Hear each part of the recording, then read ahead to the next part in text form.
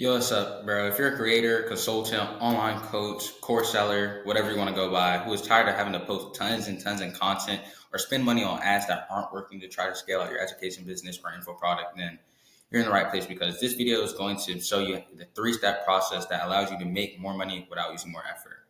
Now, I know what you're probably thinking, how can I make more money without putting in more effort, right? Like, how does that work? And it's really quite simple, right? What most people do when scaling their courses and education businesses is work on things that are already optimized. I know it sounds dumb because it is dumb. Instead of worrying about how you can two times your views from 100K to 200K, it's a lot easier to improve your conversion rate from 5% to 10%. In both ways, you double your business, right? And look, here's like an actual visual of it, right? So just look, this is what most people do when they're scaling, right? They just keep on getting more and more leads, right? And then when those leads actually get through the front end system, right, their VSL, everything like that looks amazing. And when they get through the front end system and the content, all the like flashing lights and all the crazy X, right? And they get to the back end system. The back end system is terrible, right? It's like a door that's like basically shut, right? And like, of course, some of those people can slip through, but if you optimize it in the opposite way, right, where you like right now, let's say like you can make a lot more money with a terrible front end and a really good back end, right? Because they're gonna come like some people are gonna come through the front end.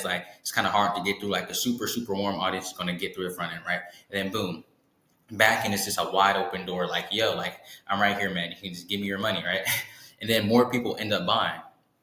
And then this is where like it gets really insane because when you do the second phase of the ROP or the reverse osmosis process, like as I like to call it, right? Because you start from the where there's less people at and move to the front, is when you open up the back door and then you open up the front door, it just flows really well. And this is how those creators hit 100, 200K, 300K months because they have their back end so optimized and dialed in that they're literally just able to print money, right?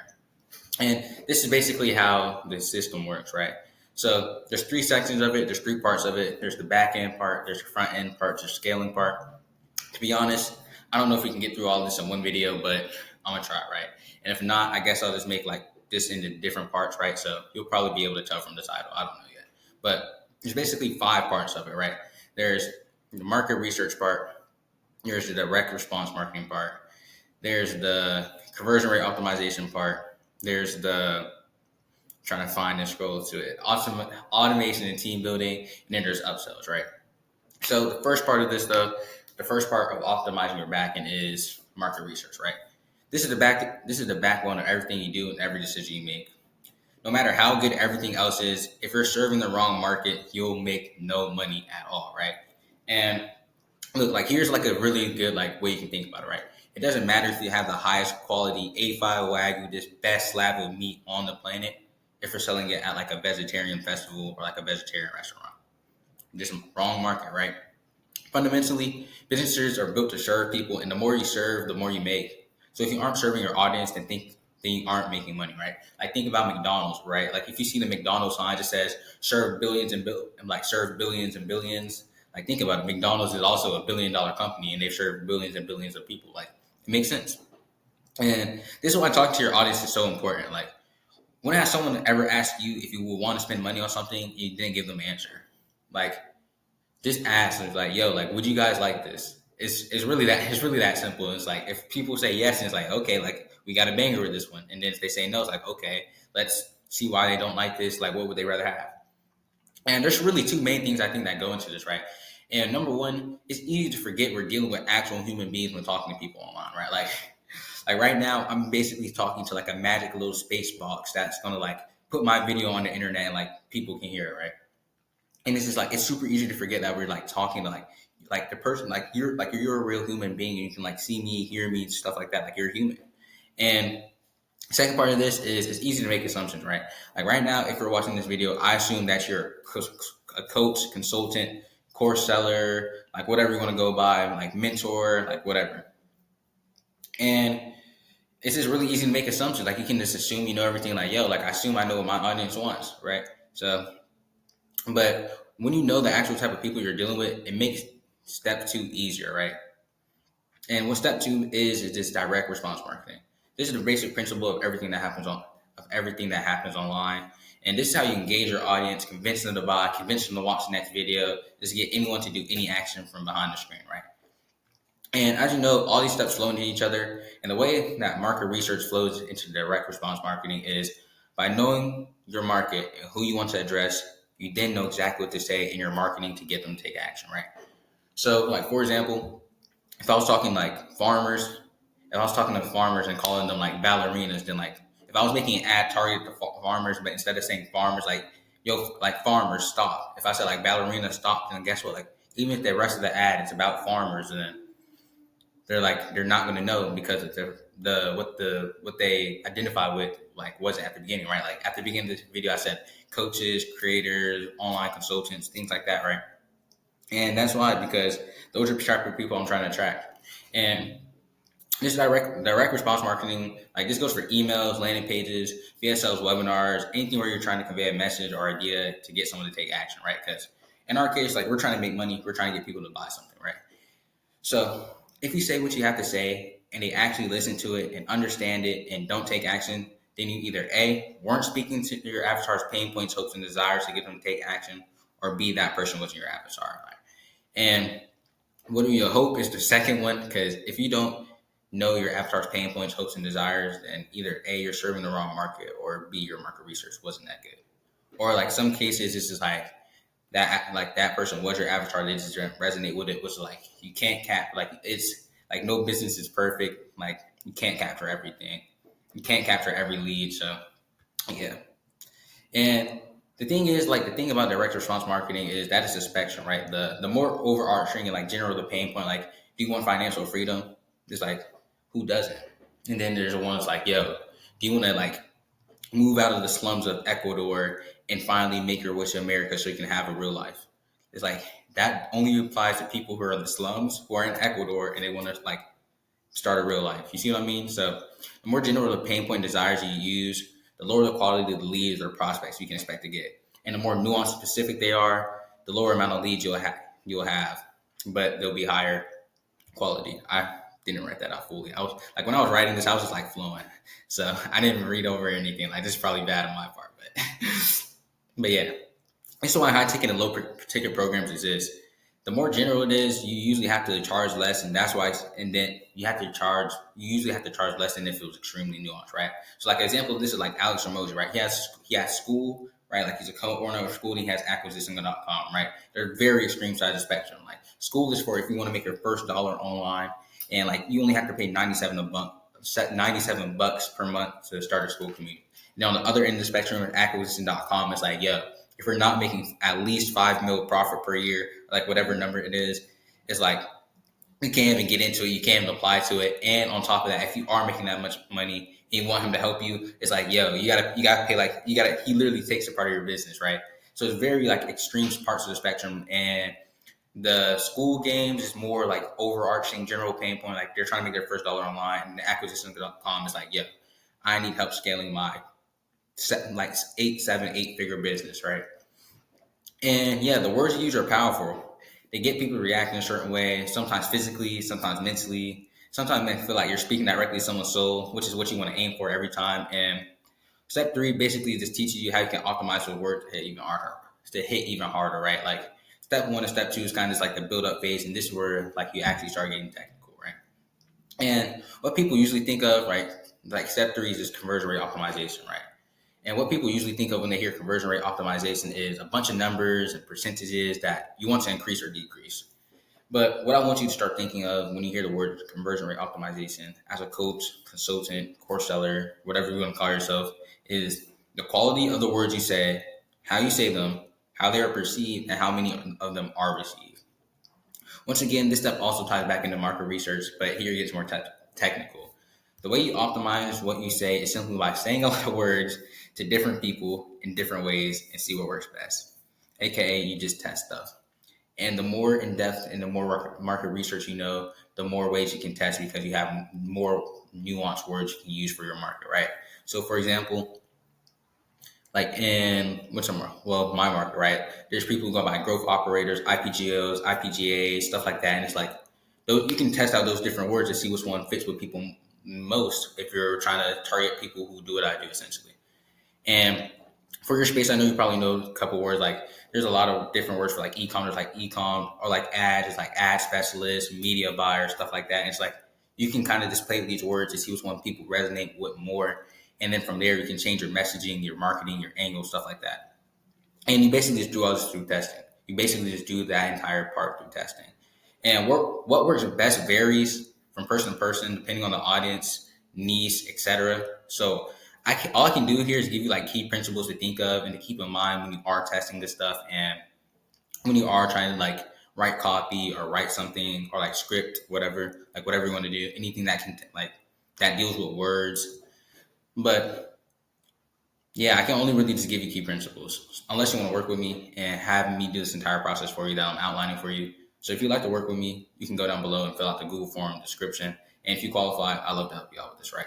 But anyways, the key principles to conversion rate optimization is number one, make it enjoyable. If it isn't enjoyable, why would people want more unenjoyable stuff?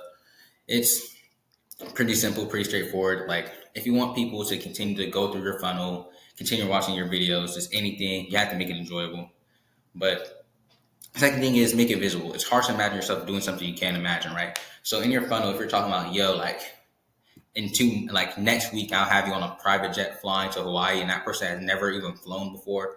Like it's kind of hard to imagine something like that, right? But it's very easy to imagine, like imagine waking up, you see 10K in your bank. Like even if you haven't done that before, like basically anytime you describe something, you want to make it very tangible, right? So if I said like okay, think of a horse leg.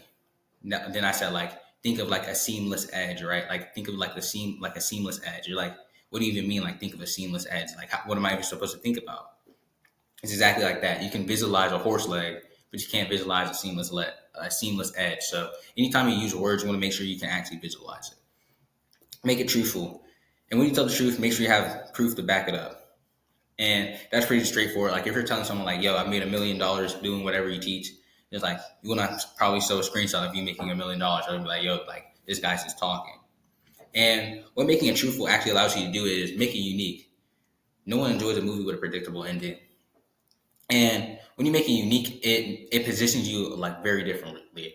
And the thing about making it unique and how it ties into being truthful is everyone has different truths, right? So like for you, for example, like I don't know, like you might have made $10,000 in 2 months. Like that's true for you. Like that's a true statement. Like even if it's not true for anyone else, it's a true statement for you. And if no one else has done that, then it's unique, right? So and then it could also be a true statement for like, yo, it took me like 2 years to make $10,000 online. It's like that's also a true statement, and they're both unique in their other different ways because they're different from each other. And when you do that, when you make it unique, it positions you a lot differently than everyone else in the market. So if you're just saying the same thing as everyone else, then it's kind of like, you know how service business is, like the prices just keep dropping and dropping as everyone like commoditizes what they do, and like the sophistication, like market sophistication, like kicks in. That's why there's nothing unique. And as soon as someone comes out with something unique, they're able to charge like 10x, and then everyone goes to them, even though they're charging 10 times more and they make the most money. Number 5 is make it reliable, right?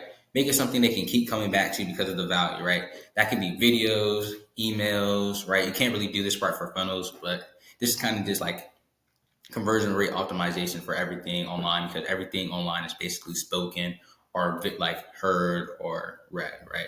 So it all has to pertain with words. You can't really like do like body language that much online. So you want to make it reliable, right? So if you're doing like emails or videos, you want to make it something they can keep coming back to because of the value. And this kind of is going to tie into another step, but I'm just going to keep on going for now. Make it fulfilling. Don't make it too long or too short. Just get the point across, right? Like, so for example, like if you have a funnel that's like 16 pages long, like I promise you, no one's going to get to the bottom, right? Like after they see like join now, like 18 times, you're like, yo, like if they didn't join by like the third or fourth one, it's like they don't even want to join for real. And you don't want it to be so like lengthy. It's like a bother to read, and you don't want it to be so short that it doesn't get your point across. What you want to do is just make it fulfilling, get your point across, and then from there, people make their decisions. And then 7 is make it resonate. You want them to feel a connection to you, right? Like, like the famous things, people only buy from people they know, like, and trust. You want them to like you, and they want them to trust you, and you want them to know you. And by resonating with them, it's like, yeah, if you like to enjoy walks, you're not gonna like think anybody else who's on a walk is a bad person, like inherently, because you feel some type of connection to them. So by you resonating with them, it makes them feel like they know you more. It makes them feel like they like you more, and it makes you feel like they trust you more because you're like they can associate themselves with you because of a common trait, quality, or something that's happening to you, stuff like that. They can build a connection based on some like off of a shared experience. That's the word I was looking for. Then eight is make it reproduce. Make it so good they look forward to more. Right? That kind of turns into make it reliable. If you have content or fun or like nurture systems or just any spoken words or any words that's so reliable and so good that they reproduce, make it so good they look for more and they keep on coming back to it. That's when you know that's like when you know it's like, yo, like there's a lot of money sitting here. And from there, it's like make it personal. Like once I said earlier, it's like remember there's humans on the other side, like on the other side of the screen, right? Like you can just talk to people. Like not everything you have to do has to be like a hardcore sales pitch, super salesy all the time, or like you don't even have to sales pitch. Some like it goes a long way, like just holding off a sales pitch or just holding off like for like just being like patience just goes a long way. Like patience is really a virtue. So just remember there's a human on the other side. Like don't do something that would annoy you to them, and like vice versa, right? And number 10, this is basically the most important part is make it for your avatar. If these aren't done with your avatar in mind, the metrics will reflect that. It's like if you make it enjoyable, visual, truthful, reliable, fulfilling, like they resonate with it, it reproduces and it's personal, but you're talking to like a veterinarian and not like a drop shipper, it's like of course you like the metrics are going to show that, right? So yeah. And remember, this isn't a checklist. You don't have to fill out all of these things. These are just some like key principles, like some things you want to keep in mind when doing conversion rate optimization. And remember, conversion rate optimization, like in the online work, in the like world, is the quality of the words you say, how you say them, how they're perceived, and how many of them are received, right? And what we just went over is basically the quality of them, how you say them, how they are perceived, and now we're just going to be basically talking about how they are, like how many of them you should use, right? And yeah, when it comes to nurture sequences, how many times you contact your lead, that just kind of depends on what you're optimizing for, right? So if you're trying to get like if you want like a super like high show rate to like a call or something like that, like if it's someone who's going to be getting pitched soon, I would recommend just doing it every day leading up to the sales call, the webinar, etc. So like if you book someone on sales calls, like I'll be doing lead nurture every single day. And actually that's going to be the later part, so I'm not going to get into that right now. So stay tuned for that. But yeah, if how many times you reach out, it really just depends on what you're trying to optimize for. And if it's leading up to a sales call, I recommend just doing it like every day until the sales call, unless the sales call is like a week out, and then it's like your sales call should never be a week out. Your sales call should be within like 3 days, like bare minimum. Like you try to get everyone's sales call like within 3 days from like when they book. So yeah, that's that. And then if it's just a standard nurture system, like this standard nurture, just to keep everybody like on the email list happy, stuff like that, then 1 to 2 times per week will be fine, especially if it's like fulfilling, personal, they resonate with it, it's reliable. Like long as it's like a good nurture, 1 to 2 times per week will be fine. Something you can also experiment with is the medium which you convey your ideas with like standard nurture. And when it comes to nurture sequences for your like sales calls and like sales process nurture sequences, I recommend just doing videos because they get the point across a lot better because like visual, they can hear it. Like it just covers a lot of these key principles for conversion rate optimization. Like I had a mentor who did like almost no cash collected within his with like his first week of working with a creator, and he added like video nurture sequences. He actually got people like he like made it like standard practice for like his setters to like bug people to watch the video, and like that same week they did like the following week they did 50K, right? So yeah, like experiment with the medium. You do your nurture sequences, right? Sometimes words, sometimes voice notes, sometimes video. Just like experiment, see whatever works best, and yeah. And when it comes to applying the key like my bad, I can't like I guess I'm stupid, but when it comes to applying this to landing pages, I mostly just focus on 9, and of course 10 of the key principles to conversion rate optimization. And what 7, 9, and 10 are is just make it resonate with them, make it personal, and remember, like, just make it for your avatar. That should usually get people into like the actual back end side of like the sales process. And when you get into the sales process, you probably just want to try to get as many of these as you can, like, in there. But yeah, we're actually just trying to get people like engaged into the sales process. Just make sure it resonates with them and make sure it's like super personal, like they feel a connection to you, and you should be straight. To be honest, like those two parts should be good. And then for your VSL, the VSL should probably your VSL should try to cover most of these. But once again, for like the front end side of things, you kind of just want to make sure it resonates with your audience and make sure it's personal. And yeah, okay, where are we?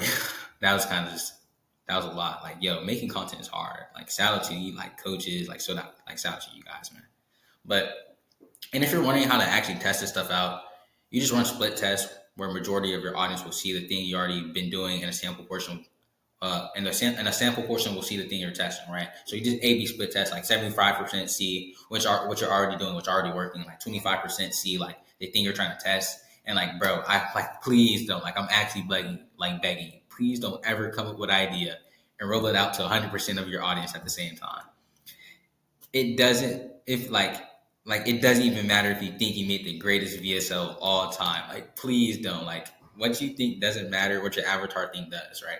And for you to actually see what your avatar thinks and to find out, wait and let the data speak for itself. My bad, my camera kind of lagged there, so I don't like. I hope you guys heard that part. But after that, once you get the whole conversion rate optimization part down, you start like split testing, start seeing your metrics increase, metrics decrease depending on what you're doing. And once you start seeing that happen, like, there's a bunch of people coming into the funnel because, well, not even the funnel. There's a lot of people buying because conversion rate optimization mostly happens like during the sales process part of your funnel, and the DRM is usually for content and like just the front end stuff. And but the DRM and the conversion rate optimization ties together because, once again, anytime you're talking about conversion rate optimization for like coaches, consultants, course sellers, programs, info products, stuff like that. Like, I really want to drill this into you because like this is I wish I could like grab you and shake you and just be like, yo, like you have to get this. Like, the quality of like conversion rate, the only way you can really improve your metrics is the quality of the words you say, how you say them, how they are perceived, and how many of them are actually like received. Like, not just one ear out the other. Like, it's like it just comes in and just stays. And how many times like you actually like tell them about it. All right. Like, I wish I can like Super Bowl this to just have like huge on the screen. This part is so important. Like, this, what you say is so powerful, and it is like the backbone of online business essentially. Like please, like, write that on your hand, like get it face tatted, like everything, bro. Like, you have to remember that. But fourth part is automation and team building, right? This is like where the real growth, the real like actual like scale part of the business occurs. And this part should be done in the beginning, but I kind of like made this and ordered this in terms of importance and its effects on how much money you're actually able to generate. And if you're doing all this yourself, like, you can 100% make money. And like having this above like market research or something like that, or like after market research, because market research is like king. That just tells you everything you need to know. Like, having this part after market research, like, it wouldn't really make sense because of how much value the other stuff gives you. Because market research, direct response marketing, and optimizing what you say, like, that's what actually drives in revenue. And this is how you can expand the revenue essentially. And yeah, that's why this is ranked number 4. But what automation and team building allows you to do is it allows you to get out of the trenches where it feels like you're stuck working like a 24-hour job with higher pay. Like, that's really all it is. Like, I'm working with a creator right now who's doing like 40 to 80K, and like before me, like, he was literally doing everything on his own. It's like he could barely live essentially. Like, he had no life outside of the business. And what automation and team building does, it just allows you to get out of the trenches where it feels like you're working a job with higher pay, and allows you to focus on things that increase the output of the business as a whole, instead of things that drive output in the business, right? And the thing is, they're all equally important. So I don't want you to get like this mixed up. And everyone's Like, cause like a lot of people online are like, yo, make sure we're working on the business, not in the business, on, not in. And it's just like, they're both equally important, but it's just a time and place for everything, right? Because without an appointment setter setting appointments, a closer won't have anything to close, which means you don't make money. And no matter how good the sales scripts, the sales process is, like if there's no sales rep to use it, they don't like then you won't make money, right? Like you need to work on and in the business. In the business, it's just you need to optimize for what you need at the time, right? And when you get to this part, like when you get to this part, you're gonna have a lot of people just like running through the sales process because it should be good, like when you're like split testing stuff like that. And we're gonna have a lot of people running through the sales process like, yo, I promise you, you won't be able to like you won't be able to do this on your own. It's literally impossible to do all these things to a high degree at the same time. And we all have 24 hours in a day, right? That's why focus is such an important thing, like delegating and stuff like that. And this is why you need to delegate and automate things to other people who can do them better than us or have more time than us, right? Because like appointment setting really isn't difficult. It's kind of just like, yo, it's like depending on what you're doing, it's like, yo, my name's Derek. I'm like, yo, I'm from X's team. My name's Derek. I'm hitting you up to see like about the appointment you filled out, right? Like I'm trying to just like basically just asking them qualification stuff, questions, stuff like that. It's like you can train like a 12-year-old to do that. Like it's really not that difficult, but they just have more time than you because they're 12 or like that's what they do. And yeah, you just want to give stuff to people who have more time than you or better than you at them. And with automation, you're able to pay like $200 to save like 40 hours of your time sending emails, managing your CRM, organizing data, etc. So it's like automation, like especially now because automation can really like replace a lot of your employees. Like depending on their funnel, because like there's some funnels where it's like just straight like lead magnet to webinar pitch into the like the info product, and like they just like they get pitched the info product and they buy right there. It's like for that type of funnel, you don't even need like setters or appointment like or like closers unless you're like running an upsell on the back end, which we're gonna get into like in the later part of this video. But yeah, it's like automation replaces a lot of it, so you're able to save a lot of money. And this stuff is what actually makes it possible to scale to numbers like 30, 40, 100K. Like if you're stuck at like the 10 to 20K part, like I would assume you don't have any automation or like sales processes in place, or it's like you do have stuff automated, but you're the one who runs most of it, and it's just yeah, like you don't have time to do everything. And without automation and teams in place to handle the day-to-day grind, you're going to be stuck in an unscalable business that's literally worse than a job because, like, even if you're making more money, you have less of a life. And it's like the reason you make money is so you can live more. So it's like if you're stuck working a harder job that pays you more, it's like at that point, it's just like, yeah, there's no point to it, right?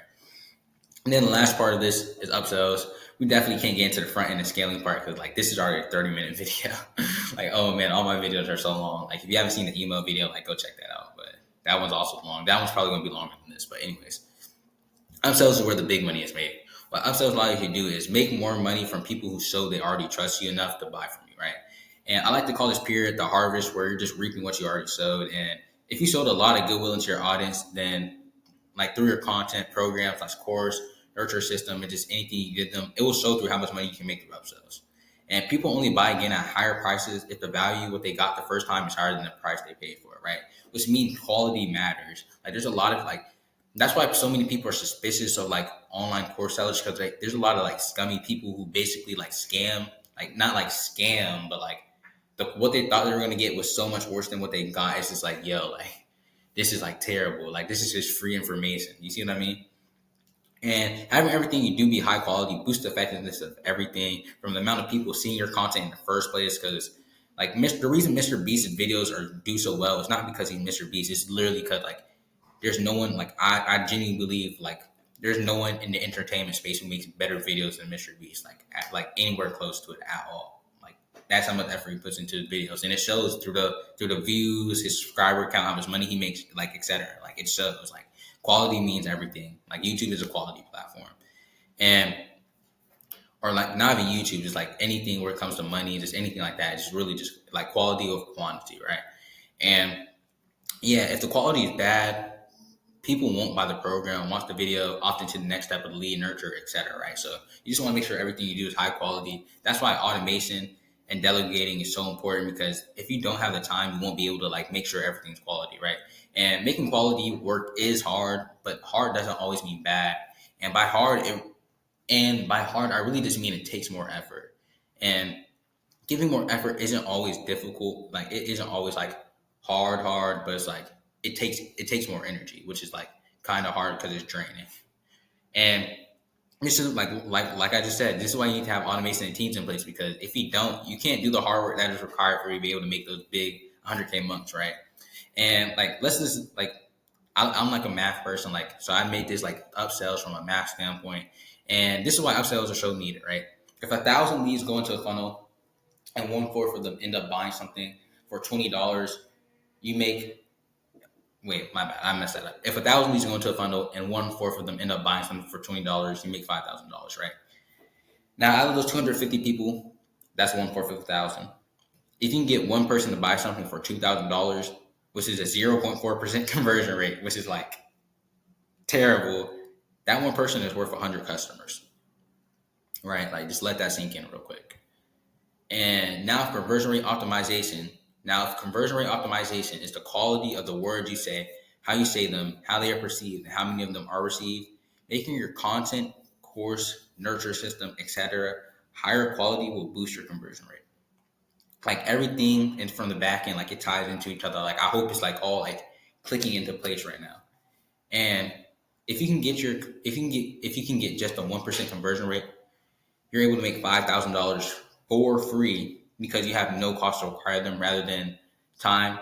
Like you have no cost to acquire them. Like you don't have to just like either like even if that's like time cost where like you have to make content, or like actual money cost where you get them to like paid ads, right? You have no cost at all because they're like already like in there. And like the math behind this once again, right, is 1,000 leads, 25% of the convert, which is also 1/4 to buy something. 250 times 220 equals 500. And then 1% of those 250 people upsell and buy something for $2,000. And 250 times 1% equals 2.5. And 2.5 people buying something at $2,000 equals $5,000, right? And I know what you're thinking, like 0.5 of a person. It's like just round up, or like that's basically means at least two people are going to buy. But like from there, it's kind of just like iffy. So like if you start a business, you're optimistic in the first place, and hey, I'm an optimist. Like we're getting an extra sale. But yeah, 2.5. It will really be 6K if I just count it as three people, but $5,000, right? And what this means is you literally double how much you make with no additional cost besides fulfillment. And that's how you get those like that's literally how you triple businesses, by adding upsells, right? And it's just like a lot of times you can look at somebody's funnel and you can only see like it'll be like, okay, that person not making that much money, and then like on the back end they have like 30 people in the program that's like 5K, and it's like, yo, like I didn't know you were moving like that, right? But the only way you can get something like that is by having high quality, right? Like as long as everything you do is high quality and like you do everything in the right order, like I 100% promise you can make money through this. Like it's really it's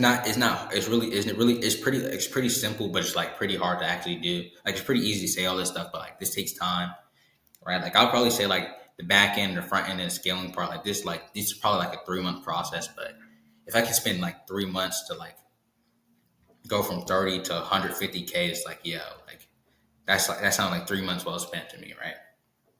But this is basically a recap. This is how you optimize and scale your back end. Number one, know what the market wants through market research. Number two, talk to the people in the market and resonate with them. Direct response marketing, right? That's step two.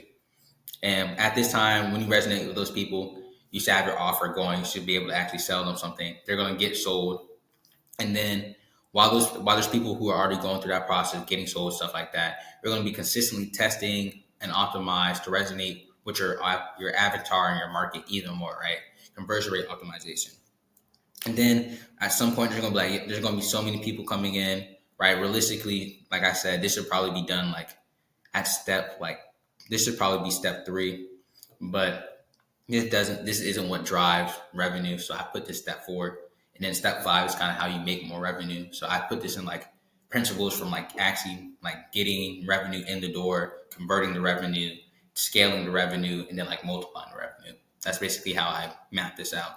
And step four, automate and delegate the process that convert and collect money, right? Like appointment setters, closures, those are people who convert, collect money, and then like email nurture sequences, stuff like that, convert and collect money essentially. And number five is sell something to those people who sold again at higher prices through upsells, right? So, and that's basically just how you optimize and scale the backend systems to your info product. If you're a coach, consultant, or course seller, if you're a coach, consultant, or course seller, so if everything I walk you through made sense and you got value from it, can you just like the video so I know to continue making content like this, and make sure you subscribe, because the next video I'll show you how you can optimize the front end of your info product. And if you want access to this doc, follow me and DM me on Instagram or on Twitter. The link to them both is going to be in the description. And let me know you want the doc and I'll send it over. Other than that, I hope you have a great day or a great night. And video's over basically in your mind, just like, yo, if you made it to the end, thank you. It's like, yo, if you're a coach, consultant, or course seller, and like you, like, dude, like, shout out to you for making content, bro. But like, this is difficult. But yeah, I hope you guys have a good day, good night, and yeah, I'll see you guys in the next video.